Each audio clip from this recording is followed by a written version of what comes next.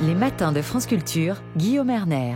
La crise sanitaire nous a conduit à revaloriser le dévouement ordinaire d'un grand nombre d'individus sans lesquels la vie commune serait tout simplement impossible. Pourtant, la reconnaissance politique offerte en retour à ces personnes reste pour le moment avant tout formelle, rhétorique, alors que la pandémie nous a offert l'occasion de replacer les vertus publiques au cœur du contrat social et d'ainsi déjouer le piège individualiste qui semblait guetter nos démocraties. Pour en parler, nous sommes en compagnie d'Olivier Christin. Bonjour. Bonjour. Vous êtes historien, vous publiez La cause des autres, une histoire du dévouement politique aux presses universitaires de France.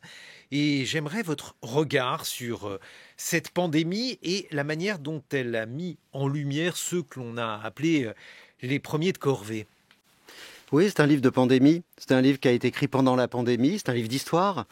Mais plus nos sociétés se sont enfermées dans la pandémie et la réflexion sur ce qu'on pouvait en faire ou ce que nous allions faire avec la pandémie, plus l'actualité du livre m'est parue nette, claire, puisqu'on a vu de plus en plus de personnes qui faisaient plus que ce qu'on pouvait attendre d'elles, qui faisaient plus que leur devoir, qui s'engageaient volontairement, librement, pour faire des heures supplémentaires, pour tenir ouvertes des échoppes ou des magasins ouverts, des magasins, pour aller aider des étudiants en difficulté, pour distribuer de la nourriture, pour venir en aide à des voisins.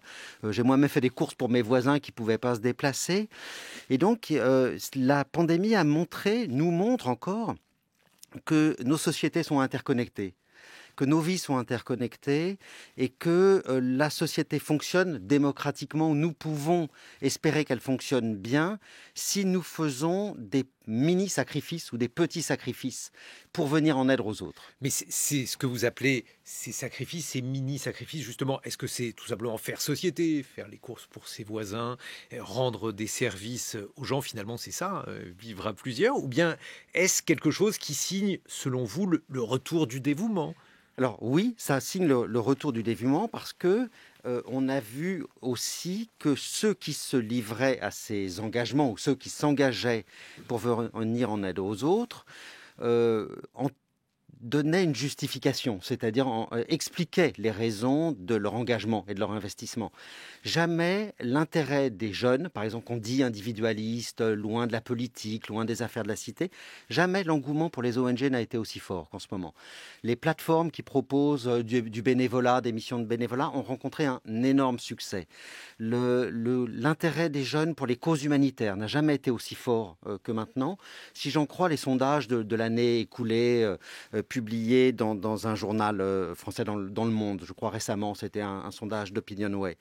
Donc un fort intérêt, et là on voit que derrière c'est bien un discours humanitaire, c'est bien un discours sur prendre en compte les besoins des autres, les préoccupations des autres, pas un discours moral ou individuel, c'est autre chose. Bon, mais la volonté de s'engager dans des ONG, c'est le signe aussi que les jeunes, si je suis votre raisonnement, seraient moins engagés en politique, puisque c'est une manière de s'engager, certes, mais une manière qui prend d'autres chemins que celle, par exemple, de s'inscrire dans un parti. Absolument. Les jeunes qu'on nous décrivait comme pas intéressés par la politique, très tentés par l'abstention, le repli individualiste, ou tentés par des mirages type populistes, ce que montrent les enquêtes, c'est que pas du tout, mais ils s'engagent autrement, dans d'autres façons. Parce que pour l'abstention, c'est vrai, ce sont les jeunes qui s'abstiennent le plus. Mais il y a d'autres façons de s'engager dans la cité. Pour eux, par exemple, ceux qui animent des associations dans les quartiers, des associations sportives, donnent beaucoup de temps, beaucoup d'énergie à ça. Tout ce qu'on décrit, les grands frères ou les associations musicales, les associations qui viennent en aide aux personnes âgées. Il y a beaucoup d'engagement. C'est un livre optimiste. J'ai voulu faire un livre optimiste sur, vous l'avez dit, le civisme un peu. Ce matin, dans la presse, il était notamment question de ces soignants qui, aujourd'hui, ne veulent pas se faire vacciner et vont probablement devoir être mis en retrait des établissements où ils travaillent. Olivier Christin, une personne qui ne se fait pas vacciner, alors est-ce que c'est une personne qui refuse le dévouement que vous évoquez, ou bien est-ce une personne qui se protège parce qu'elle redoute un certain nombre de conséquences liées au vaccin? C'est une question centrale. C'est-à-dire que d'un côté, on voit bien que le vaccin est bien sûr un des instruments de lutte contre la pandémie en nous protégeant, mais aussi en protégeant autrui à terme. Comme le masque sert à protéger autrui et donc à casser la transmission, les chaînes de transmission. Mais la frontière, elle est très poreuse entre cette volonté consciente de renoncer à notre confort. Là, je parle avec un masque, c'est pas formidable. On le sait tous, les très longues conférences ou les très longues émissions avec des masques sont fatigants. C'est pas seul, c'est à partir du moment où on passe du côté de l'obligation, quelque chose change. C'est plus un dévouement, c'est plus un choix personnel, c'est plus un choix libre de s'engager et de renoncer à des morceaux de confort ou de liberté pour le bien-être de la société.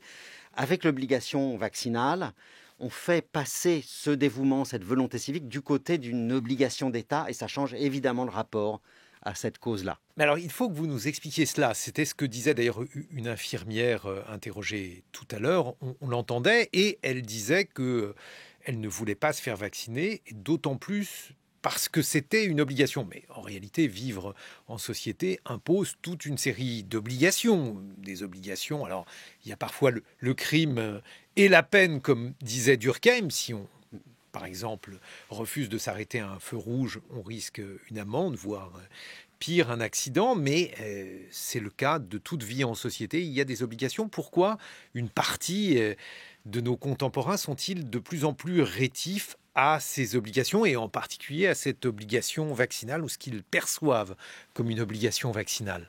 Alors, je pense que d'abord, c'est dans un contexte politique particulier, dans un contexte de tension, de colère, dans un contexte aussi de sentiment de mépris. Je crois qu'on en parlera tout à l'heure, de mépris. Et le fait que le refus vaccinal s'observe davantage dans les classes les plus défavorisées ou dans les quartiers les plus défavorisés ou dans les professions de santé intermédiaires et pas dans le corps médical, par exemple, renvoie aussi à cette tension sociale, à ces difficultés, au sentiment de ne pas être reconnu. Mais par ailleurs, c'est vrai qu'il y a aussi peut-être des réticences sur le fait qu'on n'a pas expliqué ce que c'était que le vaccin. Que le vaccin n'est pas une recette miracle qui va nous libérer. C'est un instrument parmi d'autres. Et c'est un instrument qui n'a pas une efficacité à 100%. Les vaccins contre la grippe n'ont pas d'efficacité à 100%. Et peut-être que la communication autour de la campagne vaccinale a été entravée et a suscité des inquiétudes. Quand on a suspendu un vaccin pendant une semaine, lorsqu'on a revendiqué une lenteur française, nous commencions plus lentement que les autres. Mais par ailleurs, ce qu'on constate, c'est que dans la plupart des pays européens, on arrive aux mêmes stratégies vaccinales, aux mêmes obligations du pass sanitaire, par exemple en Italie, par exemple en Suisse. Donc petit à petit, les pays convergent vers des mêmes stratégies. Mais c'est vrai qu'il y a eu des mois de flottement, de difficultés, qui ont donné à certains l'impression qu'on leur retirait leur libre arbitre, leur choix volontaire de s'engager pour les autres ou pas, et qu'on les contraignait, qu'on leur tordait le bras dans le dos en disant « tu dois être vertueux ». Et ça marche pas. Bon, mais je n'aimerais surtout pas me lancer dans des parallèles oiseux, mais il y a un certain nombre de moments où l'État demande l'engagement des individus. On avait fait des parallèles, par exemple, entre les guerres. C'est le président de la République qui l'avait fait entre des guerres et la pandémie. Dans ces moments, l'État demande l'engagement des individus, Olivier Christin, parfois sans savoir où il va. On l'a vu, hélas. Avec la pandémie, c'était différent. Mais sur le vaccin, par exemple, à l'époque où ceux-ci sont arrivés, eh bien, il n'y avait pas encore de certitude sur les variants et sur leurs conséquences. Et c'est tout ça qui fait qu'on est obligé de vivre un peu au jour le jour avec ce virus. Bref, si on essaye d'observer cela, est-ce que le fait que la parole du gouvernement doive évoluer parce que les circonstances évoluent est quelque chose qui remet en cause le dévouement ou les obligations qui sont formulées par ce gouvernement? Oui, d'une certaine façon, moi, il me semble que le parallèle avec la guerre a été compliqué. Le parallèle avec la guerre était très frappant. Ce discours du président était très, très émouvant et très inquiétant à la fois, plein d'énergie. Mais il a laissé entendre que certains étaient plus impliqués que d'autres, parce qu'ils n'avaient pas le choix. Il y avait la première ligne, la deuxième ligne, et puis ceux qui étaient à l'arrière, un peu l'arrière, qui continuaient une vie presque normale alors que nous étions confinés. Ça a donné lieu à quelques dérapages sur les enseignants qui ne travaillent pas en ce moment. On s'en rappelle, bon, c'était une maladresse, mais une vraie maladresse en situation de pandémie, de dire que les enseignants qui travaillent chez eux confinés sont en vacances, c'était... Alors que la situation n'est pas tout ce que je décris dans ce livre, et cette pandémie, c'est pas tout à fait une guerre, c'est pas tout à fait la même chose. Et la forme d'obligation est pas la même. Il faut une part de volonté, il faut une part de libre arbitre, il faut une part de décision des. Si j'ai encore une seconde, c'est comme la lutte sur contre la crise climatique. Nous allons tous être amenés à faire des sacrifices. Peut-être à arrêter les week-ends au loin parce que c'est pas cher avec les low cost. Peut-être manger un peu moins de viande. Peut-être arrêter de rouler en 4x4 ou en Porsche. Je ne sais pas ce que vous avez comme voiture. Mais voilà, arrêtez ça.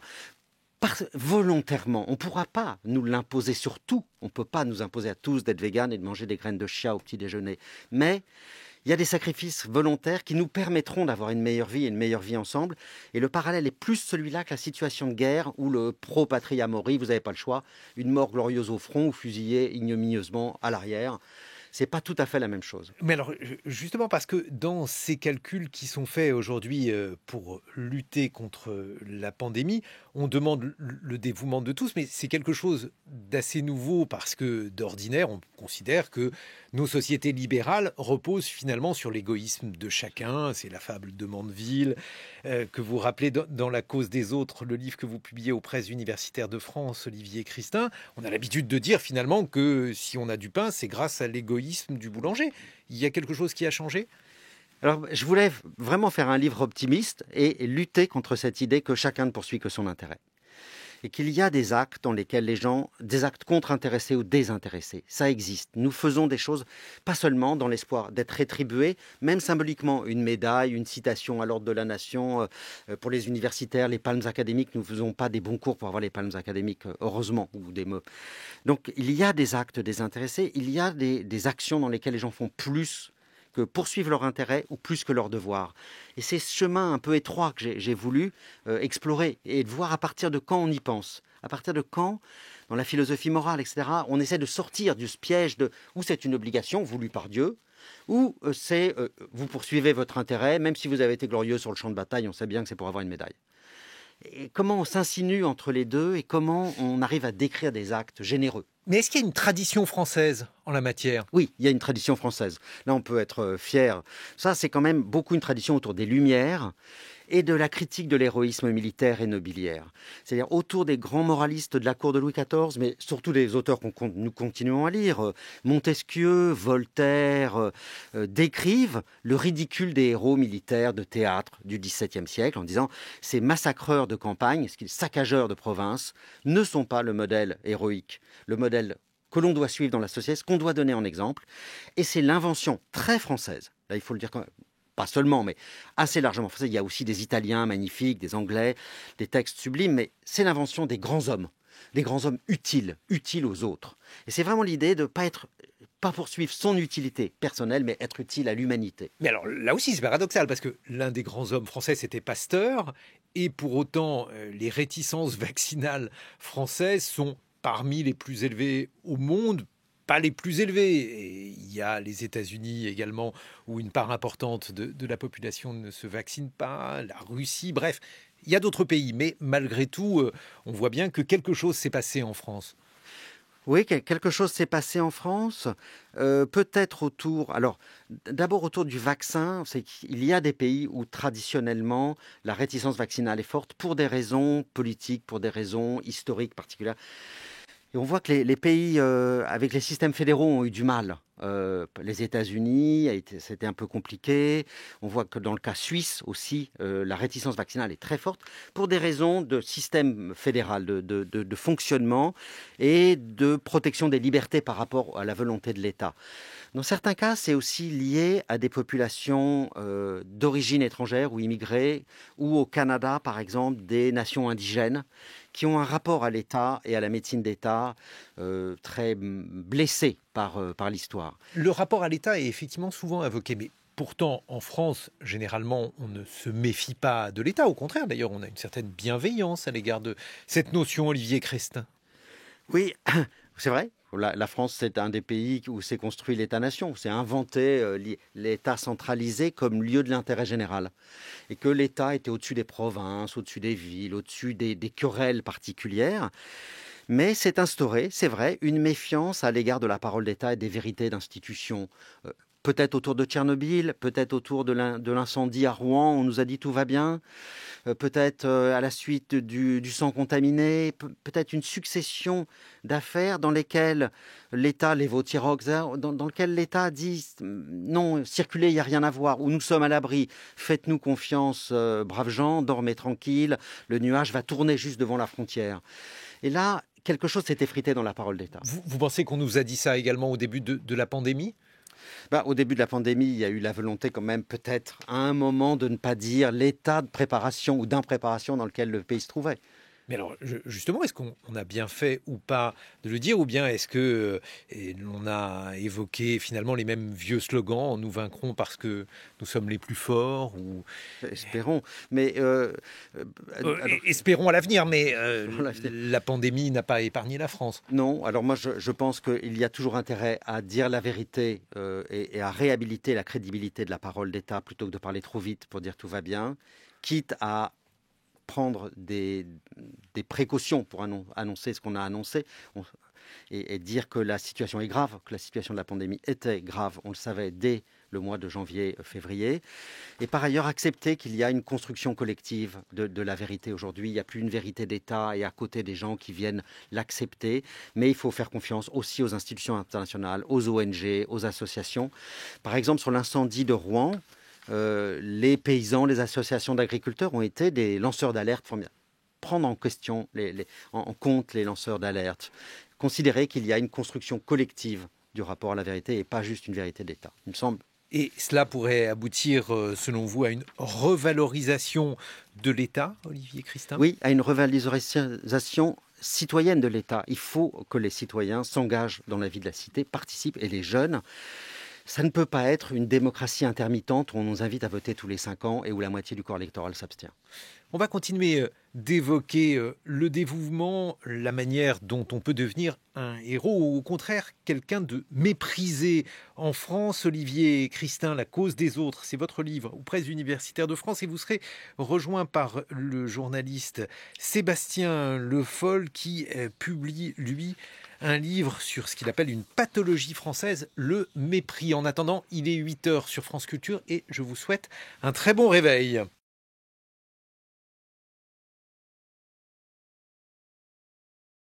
Et pour évoquer la politique, l'héroïsme et le mépris, nous sommes en compagnie d'Olivier Christin, La cause des autres, une histoire du dévouement politique.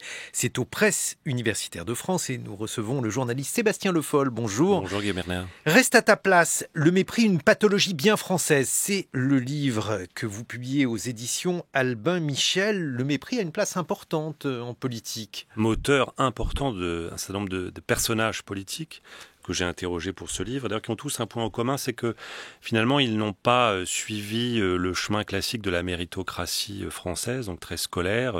C'est vrai de Nicolas Sarkozy, qui confie, lui, le poids du mépris dans sa vie politique, froissé d'ailleurs par un article du Nouvel Observateur qui moquait un peu sa culture littéraire.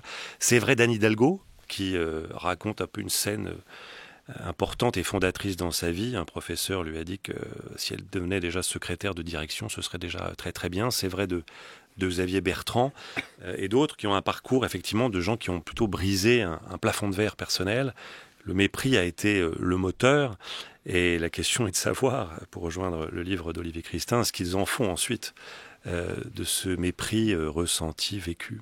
Eh bien, on va demander à Olivier Christin. Absolument, moi j'ai trouvé votre analyse absolument passionnante parce que c'est aussi une analyse d'histoire, comment l'État en France se construit sur le mépris, la cascade des mépris, les étiquettes à la cour, le mépris des grands nobles pour les petits nobles, les nobles de la cour pour ceux qui sont en province. Et puis, votre livre montre que certains arrivent à se sortir de l'intériorisation de ce mépris. Parce qu'on pourrait dire, reste à ta place, souvent se double de « c'est pas pour moi ». Je ne viens pas du bon milieu pour faire ça. Je n'aurai pas la force. Je ne suis pas capable de... qui est un des ressorts de l'échec scolaire. Et vous montrez que certains, non, refusent d'accepter ce mépris.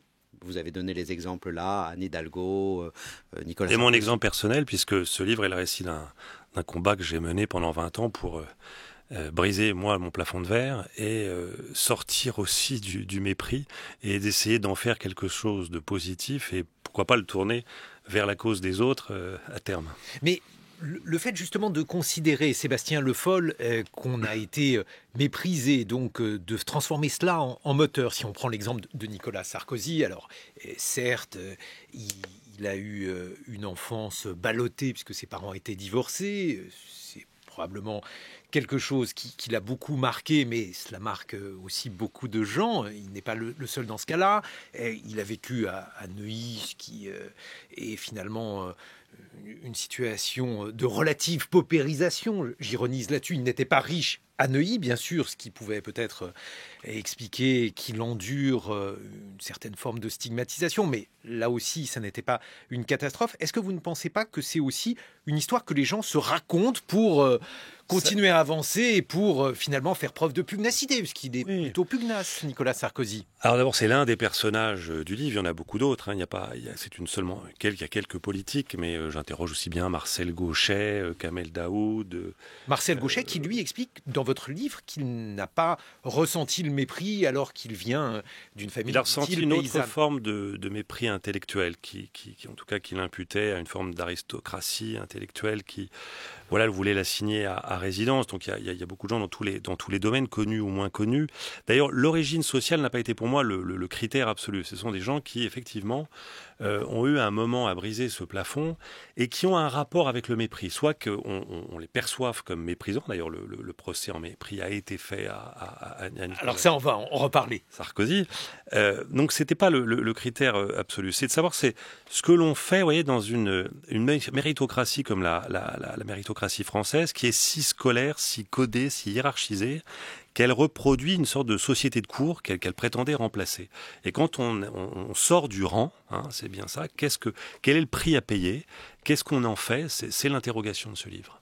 Qu'est-ce que vous en pensez, Olivier Christin? Mais moi, je trouve c'est central cette question, que c'est pas seulement l'origine sociale ou les revenus, qu'on peut sentir du mépris même lorsqu'on sort d'un bon milieu ou lorsqu'on vient d'une famille aisée, où on a l'impression que tout va bien, et brusquement on est confronté au sentiment d'être un intrus, d'être un usurpateur, de pas être à sa place, et que c'est pas tout à fait la même chose que juste le mépris en fonction de l'origine, comme vous le dites. Certains, on est étonné de trouver ces personnages, François Pinault, on dit mais des gens qui viennent d'un milieu plutôt favorisés, qui ont une réussite exceptionnelle. C'est pas le cas de François Pinault, qui vient d'un milieu très modeste, d'un village breton. Mais c'est vrai qu'on réécrit leur histoire. On a les visions seulement des dernières années, oui. Mais on ne voit pas ce qu'il y a avant. C'est-à-dire que la réussite est résumée à sa finalité, à ce qu'elle est aujourd'hui, mais on ne voit pas les efforts, la difficulté, les obstacles avant. Et cette scène étonnante, Olivier il est déjà patron d'une entreprise prospère, il est confronté au grand patronat et il se sent exclu, Paris, personne ne lui adresse.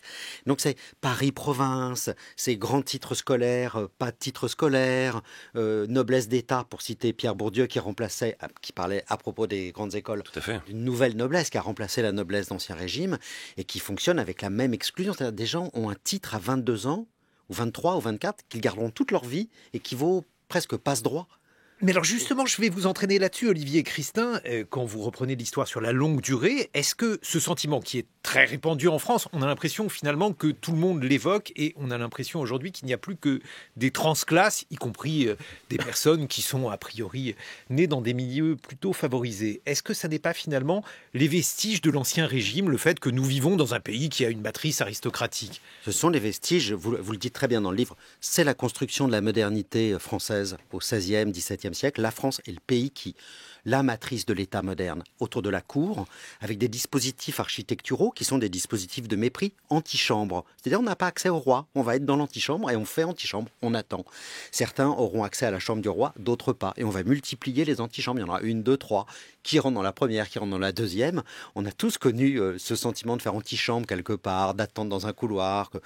C'est l'invention du mépris pour les patois. C'est l'édit de Villers-Cotterêts en 1539, le français comme langue officielle, qui s'accompagne bien sûr de repousser le latin dans les actes officiels, mais aussi des patois, ils parlent un truc qu'on ne comprend pas. Et il y a des textes absolument incroyables en disant ces gens ne peuvent pas avoir accès à la cour en raison de leur accent, en raison de leur manière de... Donc toute une construction de la modernité centralisée autour du mépris pour la province, pour les petites, pour les petite noblesse, pour ceux qui n'en sont pas. Et mépris de la noblesse. Sébastien Le Foll. Mépris de la noblesse pour le commerce aussi. Mais très longtemps. D'un autre côté, lorsque l'on prend justement ceux qui font antichambre, les courtisans Sébastien Le Foll, dans le domaine de la politique par exemple, aujourd'hui, ils peuvent être aussi méprisants, y compris méprisants pour leur chef, c'est-à-dire des Saint-Simon modernes qui vous expliquent à quel point leurs chefs ne sont pas au niveau, ne méritent pas la Le place mépris est très partagé. Et moi, d'ailleurs, je confesse même mes mépris dans ce livre. Je n'ai pas peur de ça, de cet exercice de lucidité.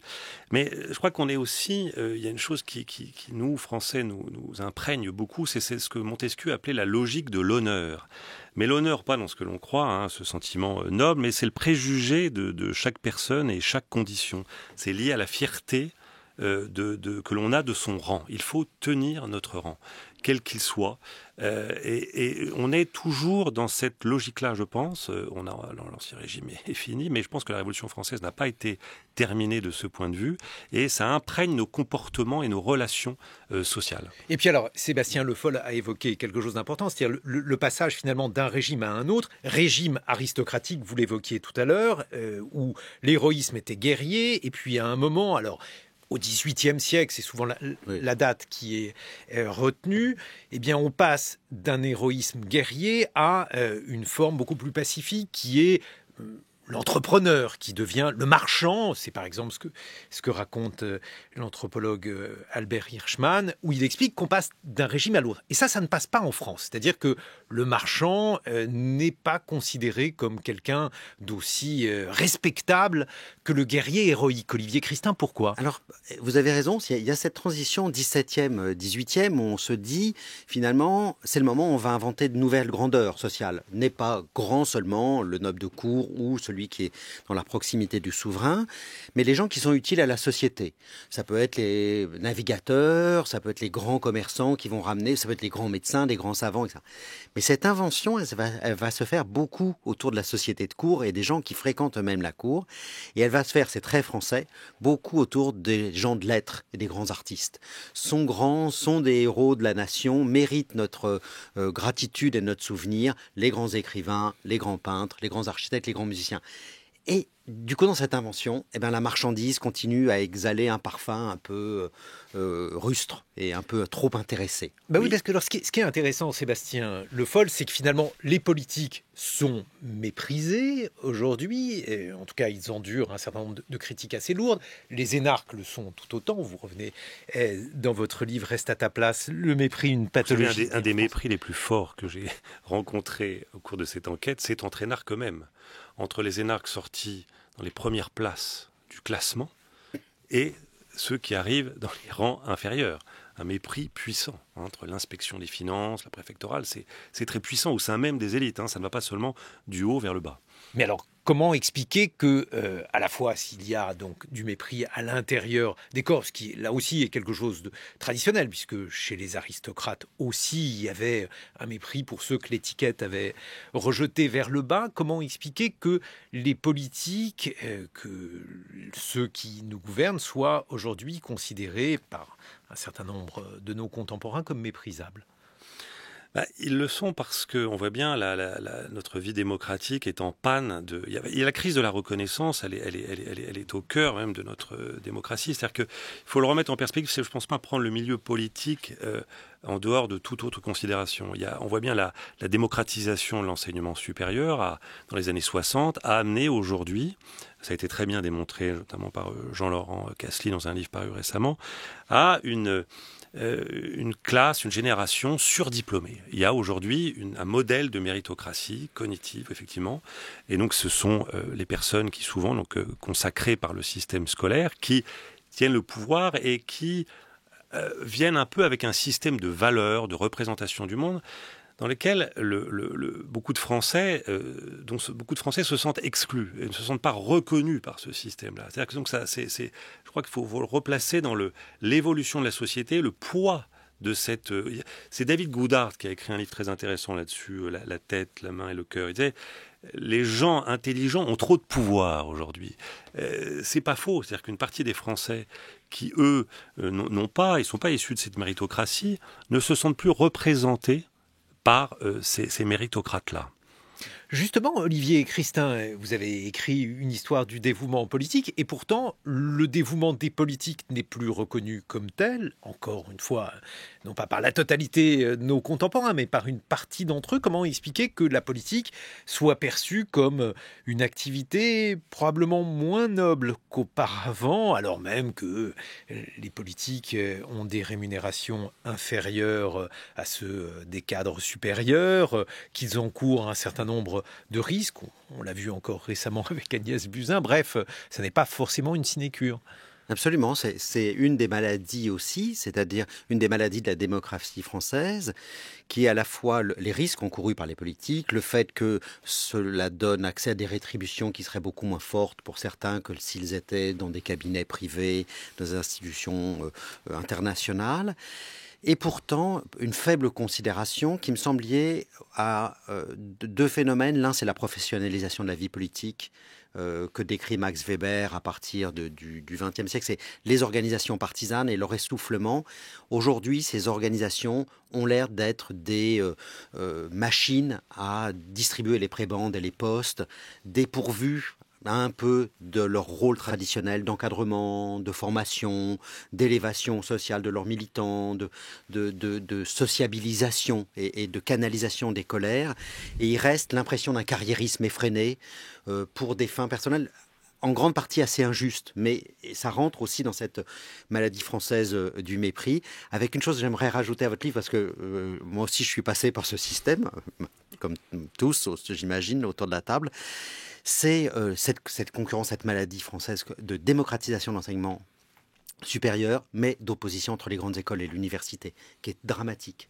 Et puis alors, si on poursuit la place du mépris dans la société française, Sébastien Le Foll, il y a aussi des politiques qui sont perçus comme extrêmement méprisants. Alors il y avait François Mitterrand, mais finalement, je ne sais pas si cela lui a beaucoup coûté cette perception qu'on avait de lui comme un être méprisant. En revanche, pour Emmanuel Macron, c'est quelque chose qui participe de l'hostilité qu'il suscite. Et oui, et c'est tout le paradoxe d'Emmanuel Macron, c'est qu'il a posé le diagnostic en 2017 de ce qui entravait la mobilité sociale. Toute sa campagne de 2017 allait tourner vers comment briser le plafond de verre. Et aujourd'hui, 5 ans après, effectivement, il récolte un procès en mépris. Il est confronté à sa promesse et c'est vrai qu'au cours de cette enquête, j'ai ressenti très fortement cette accusation de mépris. On voit, quand on interroge Anne Hidalgo ou Xavier Bertrand, ils le disent, Macron me méprise. C'est rare qu'on le confesse aussi comme ça brutalement, mais c'est très clair, en tout cas dans leur bouche, on sent effectivement que ça sera le moteur de leur campagne. Mais alors, comment expliquer cela, Olivier Christin? Est-ce qu'il y a, je ne sais pas, un type de gouvernement, un type de gouvernance qui aujourd'hui est plus méprisant que par le passé? Votre impression? Je crois que vous l'avez bien dit sur le constat entre le 2017, la campagne, la teneur de la campagne et la réalité de l'épreuve du pouvoir en situation de crise. Et puis je pense qu'il y a une accélération de la vie politique liée au quinquennat, liée à l'inversion du calendrier parlementaire, liée au rôle des réseaux sociaux, qui met les politiques sous pression permanente et dans l'obligation de se prononcer très très rapidement sur des affaires très compliquées et parfois sur des points de détail très vite, et donc donne l'impression, dans le cas de l'exécutif actuel, d'une parole un peu péremptoire, dans certains cas. En tout cas, on a la sensation, et ce n'est pas seulement une sensation, que la hiérarchie des valeurs, des métiers est largement bousculée aujourd'hui. Je vous en donne un exemple, l'hommage qui a été rendu à Jean-Paul Belmondo aux Invalides jeudi dernier. On va écouter le journal d'une station amie. Nous sommes sur l'esplanade des Invalides où vient à l'instant de passer la patrouille de France comme un clin d'œil, un hommage surprise à Jean-Paul Belmondo, là où le public, admirateur de l'acteur, s'est retrouvé. Il y a quelques centaines de personnes encore qui attendent de pouvoir rendre hommage. La cour va s'ouvrir dans quelques instants pour permettre à ceux qui le souhaitent d'aller se recueillir devant le cercueil de l'acteur. On a vu beaucoup d'émotions cet après-midi. Les mots du petit-fils, Victor, un soleil ne s'éteint s'éteint pas. On entendra quelques-uns des amis de l'acteur. On va vous raconter cette cérémonie qu'on a suivie de l'intérieur et de l'extérieur. On a vu des larmes, beaucoup de sourires. Sébastien Le Foll, un hommage aux Invalides à Jean-Paul Belmondo. Jean-Paul Belmondo, il est au cœur du sujet du mépris, selon moi. Il avait été bien parti, il avait fait le conservatoire, carrière dans le cinéma d'auteur, il portait très haut. Et puis ensuite, il fait l'As des As. Et tout d'un coup, effectivement, le mépris tombe sur lui. On lit des articles absolument effroyables. Le succès, c'est mal. Comme si l'esprit aristocratique de l'Ancien Régime s'était recomposé dans le jugement artistique et chez les arbitres des élégances littéraires, intellectuelles et artistiques. Et c'est comme si aujourd'hui, la France voulait racheter par un surinvestissement dans le symbole. D'ailleurs, ce que montre très bien Olivier Christin dans son livre, c'est que démuni face à ça, le pouvoir en rajoute toujours dans le discours, dans les mots, le décorum, pour essayer d'ensevelir en quelque sorte, et peut-être racheter peut-être une forme de mépris dont aurait été l'objet, en l'occurrence, Belmondo. Olivier Christin, c'est sa place aux Invalides ? Je trouve que c'est très intéressant. Il n'y a pas d'artiste aux Invalides. Il n'y a pas de peintre, il n'y a pas de sculpteur. Au Panthéon. On n'a pas Panthéon. Aux Invalides, il y a a priori un homme. Invalides, alors c'était un artiste, mais d'un genre un peu particulier. J'ai voulu répondre trop vite. Mais c'est très intéressant parce que l'invention de l'artiste moderne, de l'artiste qui ne travaille pas pour un commanditaire princier, pour un roi, etc., c'est la France, c'est Paris dans la deuxième moitié du 19e siècle. C'est Flaubert, l'éducation sentimentale nous raconte ça. Et c'est sur le principe de l'art pour l'art d'un côté, et de l'autre côté l'artiste commercial qui se vend, se prostitue, et on est encore un peu sur ça dans un discours de mépris de la culture populaire qui serait une culture commerciale, une culture de supermarché, une sous-culture. Et là, on a des manifestations populaires d'adhésion à cette culture-là, légitime, qui est d'ailleurs aussi dans beaucoup de cas une culture de qualité, mais qui ne correspond pas forcément au goût académique. Il y a peu de cours sur Johnny Hallyday dans mon université, par exemple. Alors justement, je vais vous faire entendre un son qui est un extrait sonore qui est lié donc à l'inauguration hier de l'esplanade Johnny Hallyday. Ils étaient plusieurs centaines de fans ce matin à rendre hommage à Johnny Hallyday. Une cérémonie hommage a eu lieu devant l'Accor Arena dans le 12e arrondissement de Paris. Au programme, inauguration d'une esplanade Johnny Hallyday, d'un Johnny's Bar et surtout d'une statue de 5 mètres de haut en son honneur. Marine Klett était sur place pour France Bleu Paris et elle était plutôt bien entourée. À ma gauche, Dominique, elle est arrivée avec 3 heures d'avance et quand on évoque Johnny, il y a un moment, le moment qui lui revient, c'était au Canada en 2000. Johnny a interprété un couplet de chanson et il me tenait la main. Si j'étais un charpentier, mes mains seraient sèches et dures et les tiennes si fragiles, donc là il avait besoin d'une main, il a pris la mienne et ça j'en garde un souvenir inoubliable. Dites donc Olivier Christin, Fernand Braudel, il avait eu droit à cet hommage ? Non, je crois pas. Non, je crois pas. Pas une statue avec sa machine à écrire. Et c'est ça qui est très intéressant. Oui, ça aurait été avec une machine à écrire ou un stylo ou un livre. C'est ça qui est intéressant. Des archives. Ces nouvelles formes de canonisation populaire, c'est-à-dire comment s'inventent des formes d'éternisation de la mémoire à côté des formes officielles, les Invalides, le Panthéon. Alors, peut-être que le rôle du politique y est également un peu présent, vous ne pensez pas ? Un peu le politique, mais il y a une vraie ferveur populaire. Les funérailles, je me souviens d'avoir une soutenance de thèse les jours des funérailles de Johnny Hallyday, c'était presque tout le monde est arrivé 2 ans en retard à la soutenance parce que la foule était dense, nombreuse, avec une vraie ferveur. Oui, mais le fait que les politiques aujourd'hui, il y avait Anne Hidalgo pour Johnny Hallyday, Emmanuel Macron pour Jean-Paul Belmondo, j'imagine que c'est vraiment sans arrière-pensée politique aucune qu'il participe à ces manifestations, mais ça, c'est quelque chose à la fois de nouveau et qui ne touche pas, par exemple, votre caste, celle des universitaires. Ça touche pas beaucoup la caste universitaire, ça touche la caste des écrivains. d'Ormesson, les écrivains un peu plus quand même. Il y a un problème de reconnaissance, et ça vous le dites aussi dans le livre, il y a quand même un problème de reconnaissance des scientifiques dans le... Et peut-être de mépris des intellectuels ? Et de mépris des intellectuels, ça très fort. Peut-être parce que les intellectuels entretiennent le mépris réciproque. Mais... Sébastien Le Foll. C'était très fort d'ailleurs. L'anti-intellectualisme est un trait commun aussi de beaucoup de gens que j'ai interrogés pour ce livre. Hein. Le mépris ressenti ensuite parfois a tendance à se transformer en mépris intellectuel sans distinction. Quand on a effectivement échoué dans le système universitaire, on conçoit à son égard beaucoup d'amertume, et ça peut être un moteur, et même un mauvais moteur pour certains. Mais on voit bien que dans toutes ces manifestations, Johnny Hallyday, Belmondo, il y a une tentative, effectivement, vous avez raison, Guillaume Erner, de capter une partie de la popularité qui fait défaut à tous ces politiques. Hein, c'est très net. L'intention est claire. Et puis le troisième exemple, alors là, rien à voir avec ce que l'on vient d'évoquer précédemment. Il s'agit cette fois-ci des honneurs rendus à ces soldats qui ont donné leur vie, ou bien pour protéger la nation, ou bien pour représenter la nation et participer au conflit. On écoute un extrait, cette fois-ci, d'un reportage consacré aux troupes françaises en Afghanistan, à la suite du retrait des troupes américaines. Les soldats français qui ont arpenté ces montagnes le confient souvent. L'Afghanistan est pour eux une cicatrice, une de ces blessures sur lesquelles les années ont bien peu d'effet.